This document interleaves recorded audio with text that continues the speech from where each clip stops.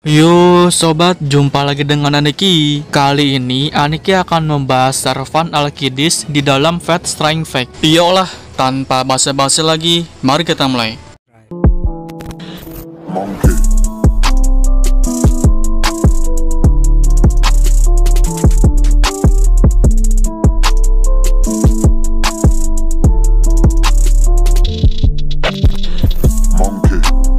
Sisi manusia dari Herakles yang Divinity dan keabadiannya telah hilang karena gangguan dari Command Spell Masternya, membangkitkan ingatan masa lalu dari hidupnya dan lumpur dari cawan suci. Di satu sisi, dia bisa disebut Herakles Alter, meski dia menolak dipanggil seperti itu. Meskipun lebih muda dan berubah dari counterpart normalnya, dia tidak benar-benar jatuh di bawah Lily atau klasifikasi alter. Setelah mengalami transformasi dari paparan lumpur Fuyuki Grail, daging Alkidis telah diwarnai merah dan dia telah menyusut dari ukuran standarnya. Di atas dadanya, di dekat jantungnya, kulitnya telah diwarnai putih seperti bekas luka dari merobek jantungnya sendiri dan menggunakan kain kafan hitam dan emas untuk menutupi wajahnya. Setelah mencuri From Hell dari False Berserker, dia menggunakan reinkarnasi Pandora. Alkidis menumbuhkan tanduk yang menusuk dari bawah kain dan sayapnya seperti asap hitam yang mirip dengan False Berserker dalam bentuk iblisnya. Dengan diselimuti energi magis beberapa kali lebih kuat daripada yang sebelumnya. Biasanya memiliki sikap mulia. Kepribadiannya telah berubah karena paparan pada lumpur merah gelap dari Fuyuki Grail. Dipaksa untuk mengingat semua wajah manusia yang telah dia lewati atau kenal dalam hidup dan mengingat dosa-dosa mengerikan di masa lalunya. Dia menggunakan kain kafan di wajahnya sebagai hukuman dengan mengatakan dia tidak akan pernah lagi melihat karya manusia. Dia telah setuju untuk menggunakan masternya mendapatkan cawan suci, tetapi begitu dia tidak lagi berguna, dia akan membunuhnya. Keinginannya untuk Grail adalah penghapusan nama Anumerta, mengambil nama Alkidis sebagai gantinya. Alkidis masih berhasil mempertahankan beberapa karakteristik utamanya karena dia masih menghargai persahabatan mantan rekannya Jason dan Atalanta. Alkidis sangat membenci para dewa sampai Gilgamesh percaya dia ingin membunuh mereka. Dia menjadikan ini sebagai alasannya untuk tidak mengambil kekuatan sabuk perangnya. Karena kebencian ini menyebutnya sebagai kekuatan yang harus dibuat untuk tunduk, diinjak-injak, dan dikuasai oleh kekuatan manusia. Karena cara dia menolak warisan divine-nya, Alkidis sangat memikirkan orang tua manusianya saat dia dengan bangga menyatakan kepada Gilgamesh bahwa dia adalah putra kandung Apetrion dan Alkmene, menjadikannya bangsawan Mycenaean.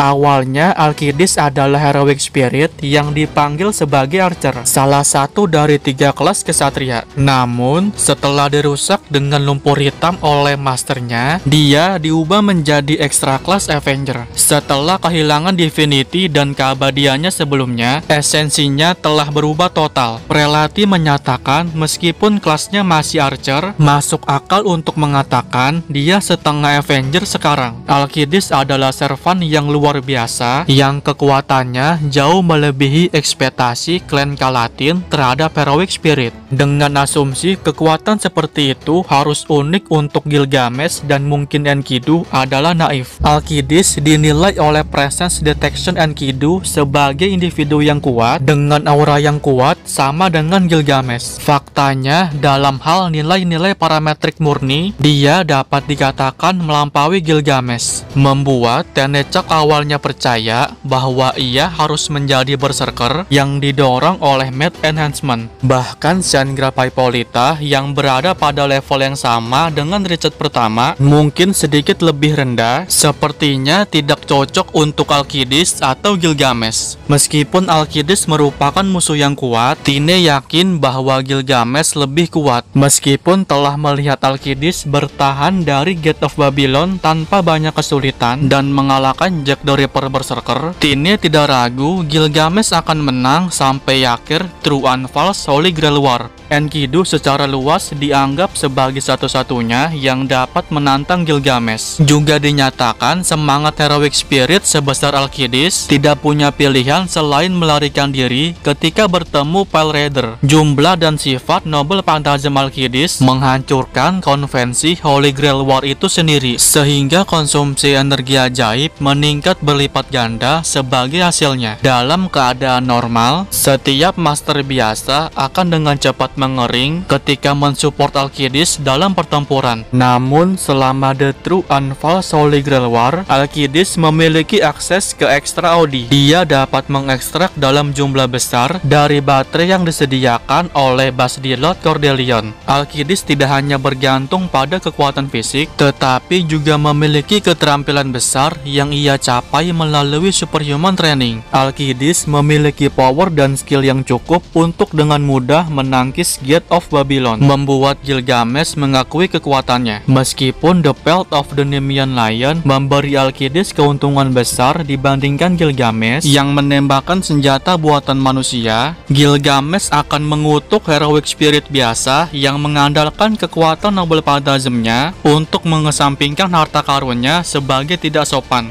Pertama kali Alkidis menyerang Gilgamesh adalah serangan mendadak yang ditembakkan dari jarak lebih dari 20 km. Anak panah itu terbang jauh lebih cepat daripada angin dan bahkan melampaui kecepatan suara, menentang hukum fisika dengan tidak pernah melambat atau kehilangan ketinggian, menghasilkan gelombang kejut di langit di atas kota yang menghancurkan kaca setiap bangunan di bawah lintasan panah satu demi satu. Tidak ada manusia, bahkan heroic spirit, yang bisa selamat dari serangan langsung semacam itu tanpa cedera. Serangan itu akan mengurangi seluruh tubuh bagian atas mereka menjadi daging cincang bahkan sebelum menembus tengkorak mereka.